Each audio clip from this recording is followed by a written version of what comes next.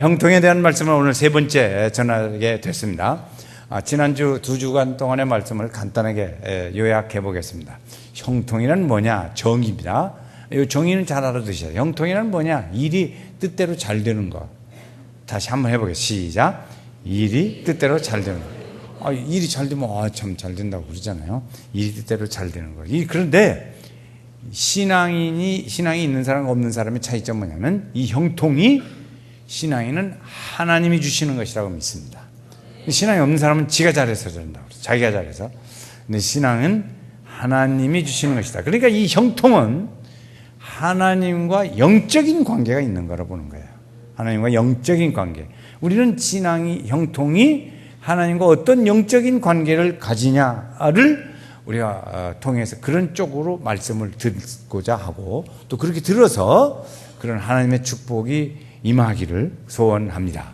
그래서 이 믿음으로 가는데 다시 정리해요. 형통은 일이 일이 뜻대로 잘 되는 것인데 누가 주냐? 하나님이 주신다 그랬어요. 그래서 이 형통은 영적인 의미가 있다 그랬어요. 자, 지난주 2주에 이어서 4가지 형통이 임하는 4가지 방법 말씀을 드렸어요. 첫째는 하나님이 우리와 함께 계시고, 두 번째 하나님이 내면의 축복이 있고, 세 번째 형통의 축복이 있고, 네 번째 주변의 사람이 형통케 되는 역사가 있다.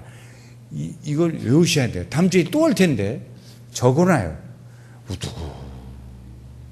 뭐예요? 그러지 말고 적어놓으세요. 자, 보시고 적어놓으세요. 자, 형통에 오는 길이 시작.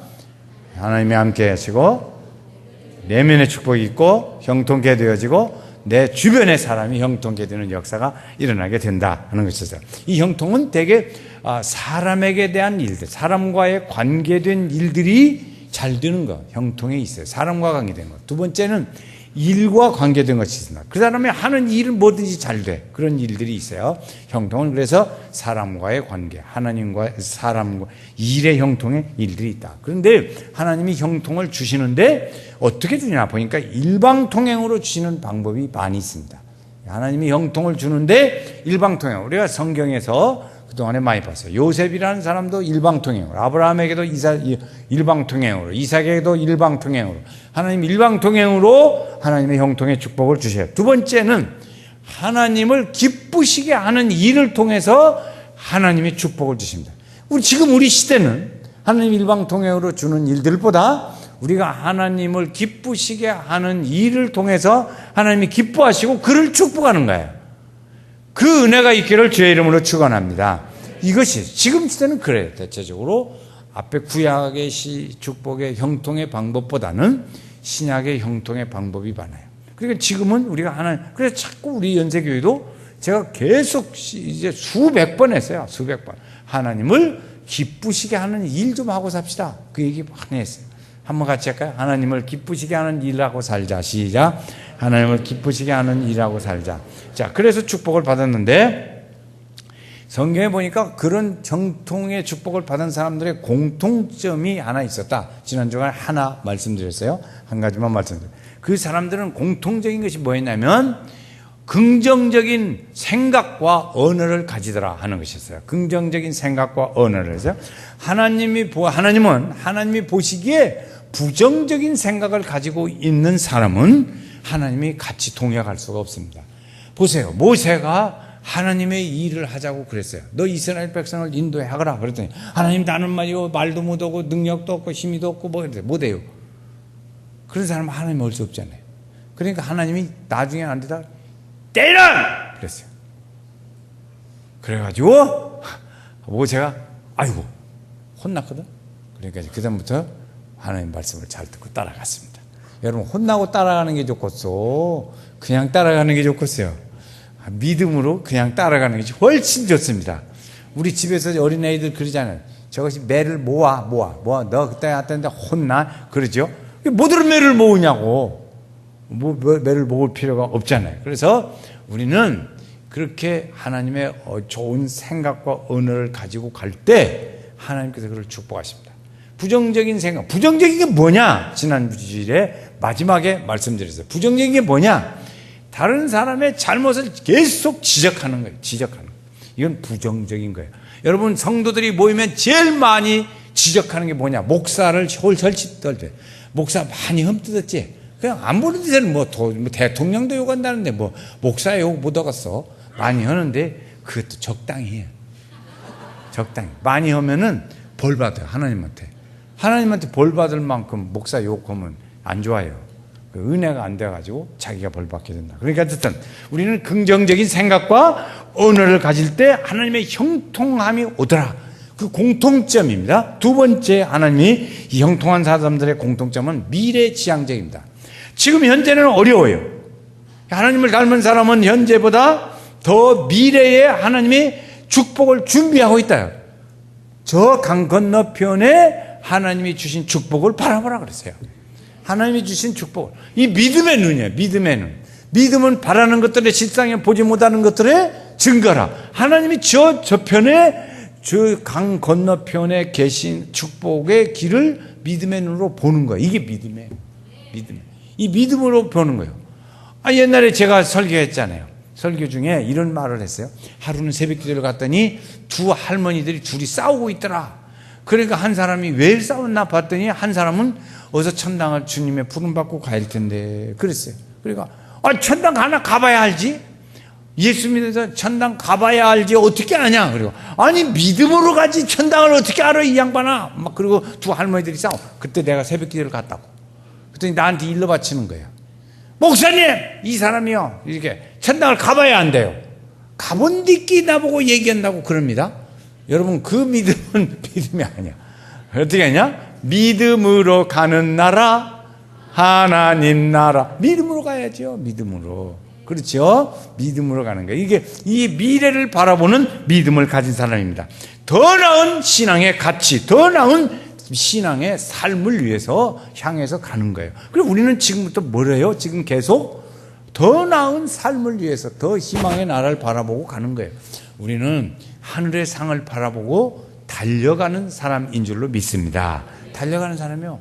성경에 써졌어요. 우리는 하늘의 상을 바라보고 달려가는 자라 그랬어요. 달려가는 자. 우리 연세교회는 아주 열심히 달려요. 뒤처지는 사람도 있어요. 가끔 보면 있어. 있기는 있지만 다 달려가. 대부분. 그렇게 달려가야 될 줄로 믿습니다. 세 번째, 하나님 의식이 충만합니다. 하나님 의식이. 하나님 의식은 다음에 또 얘기하니까 하나님 의식. 하나님을 의식하며 하나님의 입장에서 생각하고 말을 하는 거. 그것이에요. 그건 세 번째 지나가겠어요. 네 번째, 올바른 분별력을 가집니다. 올바른 분별력. 우리는 믿음의 이 분별력을 가져야 돼요.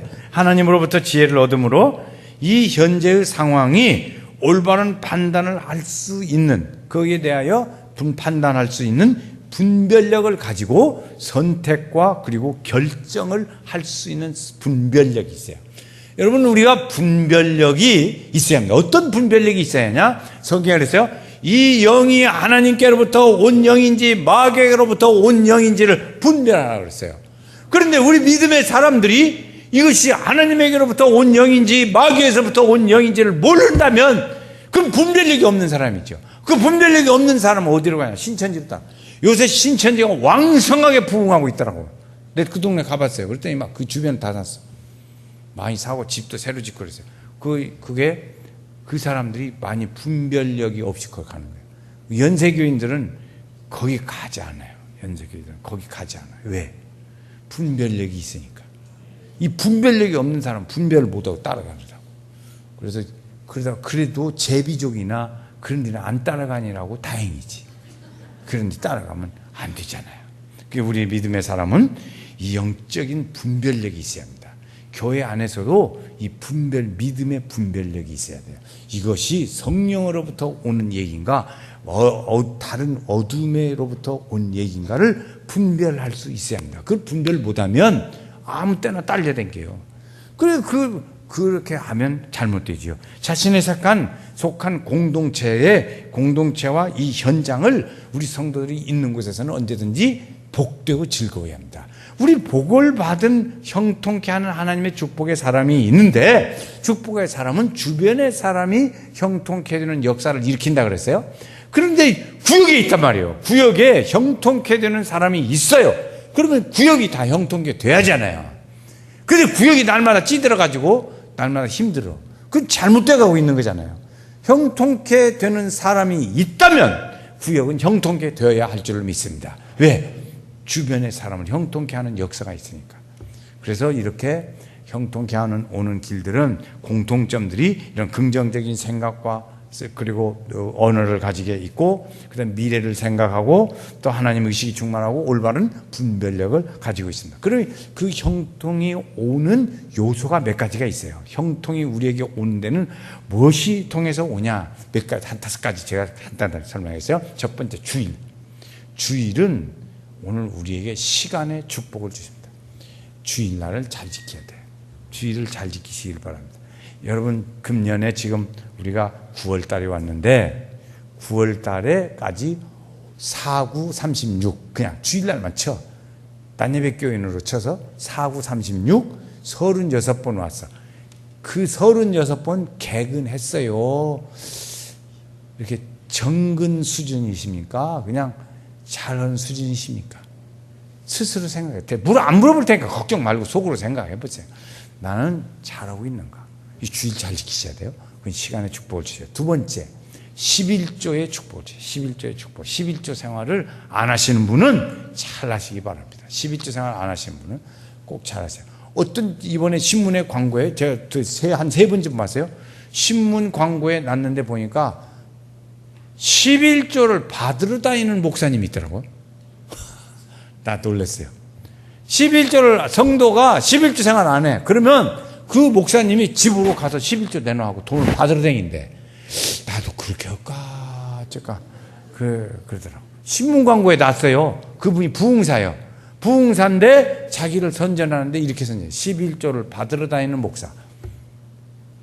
11조 생활을 잘 하세요. 그건 뭐냐면 11조는 물질의 축복을 주는 겁니다. 세 번째 우리를 형통에 오는 축복은 부지런함과 열심입니다. 부지런해야 돼요.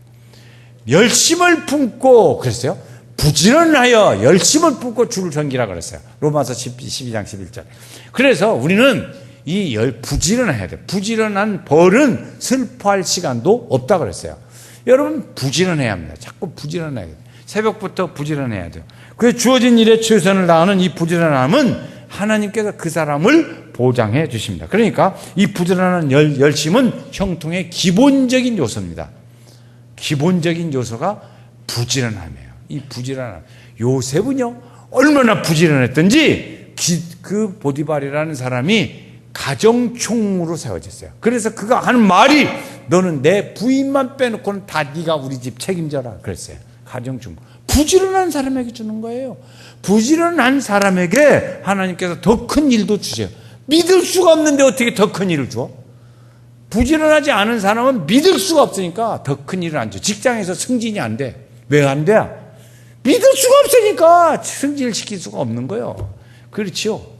이렇게 올라가 독수리같이 좋아져야잖아요. 좋아져야지. 그렇죠? 믿음의 일들. 네 번째 우리 동네로 오는 것은 작은 일에 충성하는 사람. 작은 일에 충성하는 사람. 마태복음에 보면 주인이 잘하였도다 착하고 충성된 대영아 내가 작은 일에 충성하였으면 너는 내 주인의 즐거움에 참여할지어다. 내 주인의 즐거움에 참여할지어다. 아멘. 주인이 말했어요. 주인이 말했어. 이 작은 일에 충성할 때 주인이 더 큰 것을 줄 수가 있습니다. 그래서 그 사람 승진하는 거예요. 직장에서 잘 돼요. 일이 잘 되고 그래요. 현재 자기 일에 최선을 다하는 충성이 없이는 더 큰 것을 받는 형통을 이룰 수가 없습니다. 이룰 수가 없어요. 그렇죠? 제가 우리 교회에 이제 처음에 이제 신빙 전도사님들이 있어요. 그래서 뭐 초보 신학생 때.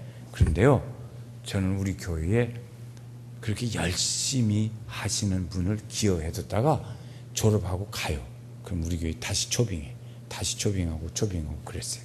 다시 초빙해서 갔잖아요. 또 하나. 응? 교회에 갔어요. 목회에 갔어요. 그래서 그 사람의 길을 어떻게 하든지 길을 열어주려고 저도 노력을 해요. 그렇게 돼야 돼요. 그렇게 돼야 돼. 열심히 했다는 이미지가 없어. 그런 사람 다시 초빙 안 해요. 절대 안 해요. 열심인 사람이 했다. 그럴 때 다시 초빙이에요. 그렇죠? 그러니까 부지런해야 된다 그 말입니다. 다섯 번째는 예배를 드립니다. 예배 드림.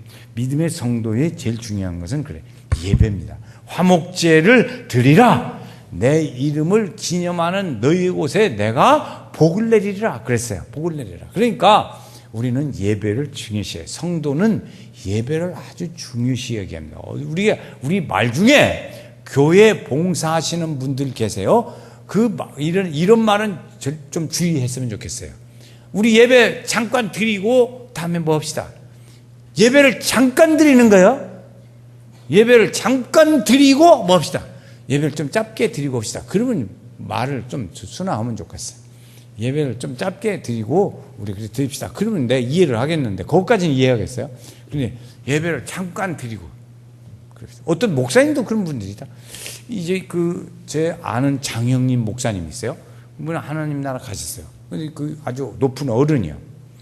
저는 그분에게 비교할 만큼 그렇게 못 돼요. 아주 형님이신데 장영님이라고. 근데 그분은 아주 높아서요. 그분이 이렇게 이제 하시는데 신학교 뭐 행사가 있으면요. 신학교 총장들 뭐지 막 6, 7명들 총장들 다 온다고. 증경 총회장 다 오고. 그런 행사를 만나요. 근데 그때 무슨 얘기를 하시냐면요. 이런 얘기를 하더라고. 교회마다 행사를 해요. 그러면 행사를 알리는 현수막을 씁니다. 현수막을 쓰는데 이 강단 치다가 현수막 이렇게 딱 쓴다고. 오늘 뭐 부흥회 하고 그 뒤에 십자가가 걸려 있는데 십자가를 가리고 부흥회 한다든지 뭐 심령 대부흥회 또는 뭐야 저 써붙인다고. 그 십자가를 가렸다고 혼을 내는 거야. 십자가를 가려. 그래서 나는 일찌감치 여기다 십자가를 이쪽 가상했어. 그래서 그런데 총장들을 앉혀놓고 막 잘 들어 이 총장들 잘 가르쳐 똑똑히 좀 가르쳐. 그렇게 십자가를 현수막으로 가릴 만큼 십자가 그렇게 부끄럽냐? 막 그러고 야단치더라고요. 그래서 그때 호남 지역에 많은 목사님 장로님들이 감동을 많이 받았어요. 이야 진짜 훌륭한 어른이다. 아무도 뭐 생각을 안 했는데 그래. 여러분 그렇습니다. 교회를 잠깐 드리는 게 아니에요. 좀 짧게 드릴 수는 있지만 그래도 예배를 드리는 거지. 그렇죠? 예배를 잘 드려요. 자, 어떤 통로를 통해서 이렇게 오는가 봤더니 주일, 그 다음에 11조, 부지런함과 열심, 그랬죠? 작은 일에 충성하는 거, 예배를 잘 드리는 거였어요. 자, 마지막 이 중요한 예제 5가지 정도 또 다시 말씀드리겠어요. 이건 뭐냐면 하나님의 형통이 우리에게 어떻게 다가오는가, 하나님의 형통이 오면 우리에게 어떻게 나타나는가 하는 말씀을 드리겠어요. 지금부터 잘 들어두시면 도움이 될 줄 압니다. 첫 번째는요, 이 마음에 분명한 하나님의 소원이 우리 속에서 막 불릴듯 일어납니다. 여러분, 하나님의 소원이 우리 속에서 일어나요. 하나님의, 오늘 본문 말씀 읽어보시겠어요? 본문 말씀 같이 한번 읽어요. 시작. 너희 안에서 행하시는 하나님이시니 자기의 기쁘신 뜻을 위하여 너희에게 소원을 두고 행하게 하신다. 우리의 소원은 하나님의 기뻐하실 일을 하는 거예요. 하나님의 기뻐하실 일을 하는 거예요. 전에는 자기 자신을 중심으로 한 생각으로 충만했어요. 그런데 이제는 뭐 어떻게 하냐? 하나님의 은혜가, 하나님의 형통이 오자 우리의 생각과 믿음이 달라지는 거예요. 달라져. 하나님 생각과 믿음으로 사는 거예요. 옛날에 깡패가 변해서 믿음 생활 잘해가지고 은혜로 해야지, 믿음으로 주님 뜻대로 해야지 그렇게 말할 때는 그걸 쉽게 감동적으로 해요. 그런데 믿음 생활을 늘 해오던 사람이 그런 은혜를 받으면 별로 그렇게 감동적이질 않아요. 깡패가 변하면 감동적이에요. 그런데 믿음 생활을 하는 사람이 이 하나님의 소원을 가지는 그 일들은 별로 감동적이질 않더라고 보니까. 그런데 우리 생활 습관은 그렇게 되어야 할 줄로 믿습니다. 하나님을 위한 소원과 꿈이 우리 속에 있어야 돼요. 현실적으로는 불가능한 것이고 당장 하나님이 그렇다고 해서 축복을 주는 것도 아니에요. 그런데 그 일을 지금 현재 축복을 주는 것도 아니고 당장 무슨 일이 있는 것도 아닌데 그 일을 하나님이 주시는 것처럼 생각하는 거예요. 어려운 일이에요. 믿음이 없이는 못하는 일이에요. 이것은. 그래서 소원과 하나님의 꿈을 마음속 깊이 간직하고 사는 거예요. 여러분, 이 하나님의 뜻을 이루고자 하는 거죠. 우리 마음에 이런 마음을 가지면 좋아요. 제가 했던 대로 하나님을 기쁘시게 하는 일을 많이 하고자 하는 마음이 우리 속에 일어나면 그 하나님의 소원이 우리 속에서 일어나는 거예요. 자연히 일어나요. 그래서 저는 말을 그렇게 바꿔서 우리 성도님들께 설명했어요. 지금까지 그렇게 설명했어요. 하나님이 기뻐하실 일 좀 하며 삽시다. 다시 한번 같이 해요. 시작.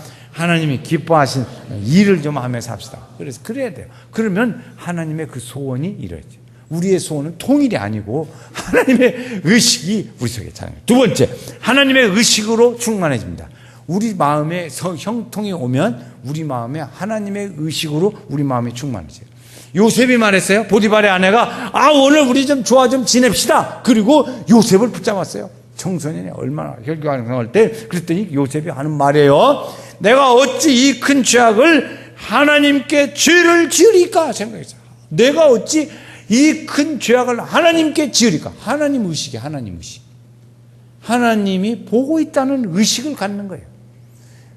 저도 이런 생각을 많이 해서요. 사람들과 이 대화를 해요. 대화. 우리 성도님들 저한테 오기도 하고 만나기도 하고 사람들과 만나기도 하고 그래요. 대화를 합니다. 근데 그때 무슨 생각이 드냐면 저에게 이거 그냥 앉아서 이렇게 주고받는 얘기로만 대화할 일이 아니잖아. 그 생각이 들어요. 제 속에 이게 앉아서 대화하고 즐겁게 오가는 얘기로만 끝낼 일이 아니잖아. 이 사람하고 기도해. 성령님 내 속에 이 거룩한 영이 임하시사 성령님이 내 말하는 지혜를 주시고 생각나게 하시고 그렇게 하셔서 그 다음에 그것이 더 역사하면 우리 성도 같으면 기도해주고 싶은 마음이 들어요. 그럼 기도해줘요. 그게 하나님 의식이에요. 하나님 의식.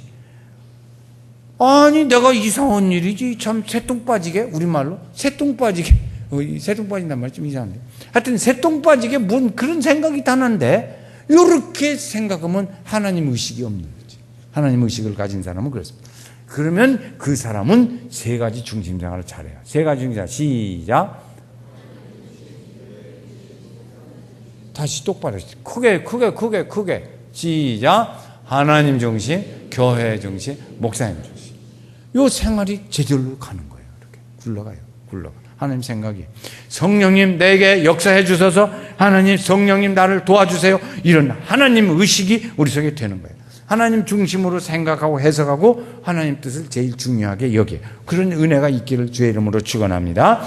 자꾸 그런 생각이 우리 속에 일어나야 돼요. 우리 속에 자꾸 일어나야 돼요. 우리 살면서 그것이 형통한 축복의 사람의 길입니다. 이런 사람의 내면을 이길 수 있는 것은 아무것도 없어요. 세상이 감당하지 못할 사람이에요. 그 사람은. 그래서 세상이 감당 못해. 세상 방법으로 안 넘어가는데. 그래서 네 번째. 이 은혜가 꼭 있기를 바랍니다. 묶였던 환경이 풀어지는 역사가 있습니다. 형통이 오는 사람은 묶였던 환경이 풀어져요. 그동안 자신의 힘으로 하려고 했던 일들이 자연스럽게 풀어집니다. 안 되는 환경들이 실타래 풀어지듯이 슬슬 풀어져요. 자연스럽게 풀어지는 역사가 일어납니다. 형통은 이러한 은혜로 이루어지는 거예요. 제가 어떤 목사님을 봤어요. 목사님은 어려서부터 그 사람에게는 어둠의 역사예요. 목사님 됐어요. 설교도 잘해요. 자상해요. 아주 잘해요. 그런데 그 사람의 생애 속에는 어둠이 역사한다. 결국에 나이가 들어서 은퇴하시고 나이 들어 자살했어요. 어둠이 역사하면 그래요. 어둠의 역사에 제일 무서운 것은 우울증입니다. 우울증. 아파서 가만히 집에 있어 보세요. 앉아있고 적극적인 생각을 가지지 않고 아픈 것에 도취해 있으면요. 찾아오는 건 우울증이에요. 제 우울증. 제가 아는 친구가 있는데요. 엊그저께 죽었어요. 며칠 전에. 자살했어. 3층에 떨어져 죽었대. 그래서 문상 갔었는데 조문 갔다 왔는데요. 근데 보니까 우울증이래. 여러분 우울증이 무서운 것이 그래서 무섭습니다. 우울증 걸리면 그 사람은 혼자 놔두면 안 돼요. 근데 이 묶였던 환경이 풀어져야 돼요. 어떤 사람은 모든 일들마다 안 돼요. 안 돼. 일이 안 돼. 하는 일이 얽혀져 가지고 자꾸 되는 일들이 안 돼. 그러면 노력을 해요. 열심히 해요. 그런데 일이 안 돼. 그러면 그때 알아채야 돼요. 왜 나는 일이 이렇게 안 되냐. 왜 나는 일이 안 풀리냐. 그래요. 목회도 그래. 목회도, 목사님도 목이니까 어떤 분은 막 장로님들로 맨날 평생 싸우다 끝나는 사람이 있어요. 근데 저는 그래도 보면 장로님들하고 싸운 일이 별로 없어. 별로가 아니에요. 없지. 싸운 일이 없어요. 목회를 저는 제 41년 제가 금년 목회하고 맡기는데 41년 목회하면서 그렇게 고통스럽고 막 힘든 그런 목회를 안 했어요. 왜 그럴까? 왜 그럴까? 기도 때문에. 기도 때문에. 기도해 주는 사람이 많아요. 저는 주변에 형제만 해도 9명이요. 9명 플러스 2. 그러면 그 사람 18명이 기도해. 나를 위해서 기도하는. 거기 처갓집이 목사가 8명이요. 처갓집 목사가 8명이에요. 안 놀래네. 좀 놀래줬으면 좋겠어. 우리 집도 9명이요. 우리 집도. 그런데 그 많은 사람들이 기도하지 않아요. 우리 연세교회 성도들이 기도하지. 그러니까 목회가 형통한 거예요. 목회가 형통. 그 형통의 축복이 있어요. 이 묶음이 풀어져야 돼요. 묶음이 풀어져요. 어떤 집에 성도가 대단히 어려움을 많이 겪는다는 얘기를 들어요. 또 우리 성도들 오래 같이 지내면 알아요. 아, 저기는 어둠의 영이 역사하는 가정. 그렇게 알아요. 그러면 그 집에 신방 갈 때 뭐부터 생각하냐. 집에서부터요. 하나님 그 집에 이 어둠의 영은 결박받고 떠나갈지어다. 그 생각부터 명령부터 해요. 집에서부터.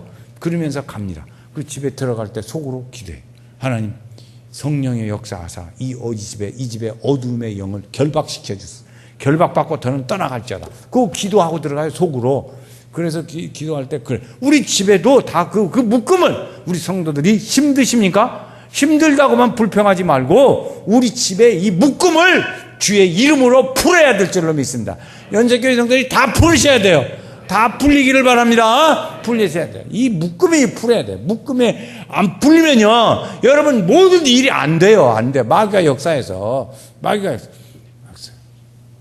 그래서 잘 안 되거든요. 그러니까 왜 하나님의 환경을 내 마음대로 움직이려고 하지 말고 하나님이 형통을 주니까, 하나님이 형통 주시는 분이니까 하나님의 생각과 뜻을 따라가야 돼요. 그래서 자석이 있고, 요 모래가 있어요. 밑에다 자석을 넣고, 그러면 이거 검은 모래가 쪼꼬꼬 쓰잖아요. 다. 그거 따라가면서 쪼르르 쓴다고. 그리고 우리는 성령의 은혜로 쪼르르 서야 돼. 그 뜻을 따라서 살아야 돼. 근데 내 생각대로 살아라. 성령님 비키세요. 나 지금 급해 죽겠는데 빨리 와서, 참, 언제. 그렇게 하면 안 돼. 그건 안 되려고 작정된 사람이에요. 그러나 그 형통이 안 묶임이 안 풀어집니다. 자기 계산으로 환경을 조정하려고 하면 형통으로 오게 되는 환경을 더 이상 경험할 수가 없어요. 경험을 못 해요. 그러니까 형통의 은혜를 이 결박이 풀려지는 역사가 있기를 꼭 주의 이름으로 축원합니다. 연세교회 성도는 이 다 풀려야 돼. 그래 형통이에요. 이 형통을 지금 석주, 네주, 다음 주면 네주, 세 주째 오늘 설교하는데 왜 이래요? 우리 연세교회 성도들이 꼭 형통의 축복을 받았으면 좋겠어요. 그 간절한 마음으로 저도 기도하면서 이 시리즈 설교가 그래서 좋더만 보니까 계속 그 일을 기도하는 거예요. 우리 하나님, 우리 성도들에게 형통의 축복을 주옵소서. 그냥 생각 앉으나 서나 당신 생각 그게 아니에요. 주님 생각이요. 그래서 형통을 생각해요. 그러니까 얼마나 좋은지 몰라요. 저도 참 좋더라고요. 네 번째 형통이 오면 어떤 현상이 나타나냐? 언어의 기름 부으심이 일어납니다. 언어의 기름 부으심. 언어의 능력이 나타나요. 권세가 드러나요.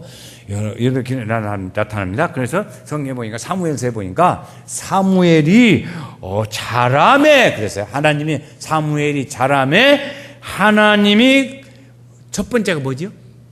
첫 번째가 형통의 첫 번째 함께 계심. 다 잊어버렸어 괜찮아요. 그냥 내 동하니까. 하나님이 함께 계심에 그가 말하는 것마다 땅에 떨어지지 않더라 그랬어요. 이 말씀의 권세예요. 말의 권세. 이 말의 권세가 있으면 그래요. 그 사람의 마음에 감동이 일어나요. 그런데 말의 권세가 없으면 말이 땅에 떨어져요. 은혜가 안 돼요. 이렇게 돼요. 떨어져요. 형통의 사람은 내면과 입술과 환경에 하나님이 역사하게 되는 거예요. 그래서 그 하나님 말씀을 듣게 해요. 그래서 귀가 열려요. 귀가 열려. 말씀을 듣게 해요. 여러분 하나님의 말씀을 무엇이 못 듣게 합니까? 졸음이 못 듣게 하죠. 교회 와서 들을 때 제일 믿음의 말씀을 못 듣게 하는 적이 뭐냐? 졸음이에요. 자, 졸음 돌아가세요. 졸음은 가고요. 졸린 거 귀구 가세요. 꿈나라 귀구. 그래서 이렇게 하죠. 형통이 오기 전에는 자기 착한 행위로 모든 일을 살아보려고 했어요. 그런데 형통이 온 다음에는 어떻게 되냐? 행위보다 언어의 능력으로 하나님으로 인해서 하나님의 축복이 오는 거예요. 형통이 온 다음에는. 그러니까 이 언어의 권세와 능력이 우리에게 참 형통의 은혜가 오면 그런 은혜가 임해요. 그래서 여러분 가정에 하나님의 축복이 함께 하시기 바랍니다. 그래서 우리는 늘 말을 조심해야 돼요. 말을 조심해서 형통이 가져오는 이 언어의 능력이 시들어지지 않도록 건세를 늘 갖도록 해야 돼요. 그래서 그런 은혜를 누려야 합니다. 자, 마지막 형통이 오면 어떤 현상이 나에게 나타나냐면 다섯 번째, 남을 잘되게 하는 일을 아주 자연스럽게 합니다. 오늘 내가 자연스럽게 해야지. 그런 게 아니라 그냥 자연스럽게 되는 거예요. 되는 거. 창세기에서 보니까 내가 내게 복을 주어 내 이름을 창대케 하리니 너는 복이 될지라. 그러면 그 다음 주시는 말씀이 있어요. 너를 축복하는 자는 나도 그를 축복하고 너를 저주하는 자는 나도 그를 저주하리라. 하나님 말씀했어요. 그러니까 이 일들이 남이 잘되게 하는 너는 복의 근원이 될지라. 아브라함으로부터 인해서 축복이 오게 되는 줄로 믿습니다. 그래, 일이 안 되던 사람이 문제가 풀어지고 그래 풀리는 역사가 있어야 합니다. 일이 잘 되고 주변 사람들도 잘 풀리게 하는 역사가 오는 우리 연세교회 성도들이 되시기를 주의 이름으로 축원합니다. 다른 사람이 복 받도록 일을 해야 돼요. 이런 은혜요. 그러니까 우리가 지금 3주째 이렇게 계속 말씀을 전하면서 어둠의 영은 떠나는 거예요. 우리 성도들의 생활 심령 속에 점점 어둠의 영은 떠나요. 무엇이 임해? 하나님의 형통의 은혜의 손길이 임하는 거예요. 그래서 아직도 어둠으로 젖었다. 그럼 별 수 없지 뭐 어떻게 하겠어. 그러니까 형통의 축복, 은혜가 돌아오게 잠이여 꿈나라는 가고 돌아오라. 귀구 가세요. 귀구 가세요. 그래서 형통이 오는 축복이 있기를 주의 이름으로 축원합니다. 자, 오늘 그래서 우리가 형통이 우리에게 올 때 어떤 현상이 나타나나. 그러니까 첫 번째, 하나님의 소원이 우리에게 일어난다. 아주 불같이 일어난다. 두 번째, 하나님의 의식으로 충만하게 된다. 늘 하나님 의식을 생각해요. 두 번째, 묶였던 환경이 다 풀려진다. 풀어져. 언어의 권능이 오게 된다. 다섯 번째, 남에게 잘되게 하는 일을 자연스럽게 한다. 이런 일들이 우리 몸에 배야 돼요. 그래야 그런 일들을 쭉 보면서 하나님의 형통함이 나에게 지금 오고 있구나.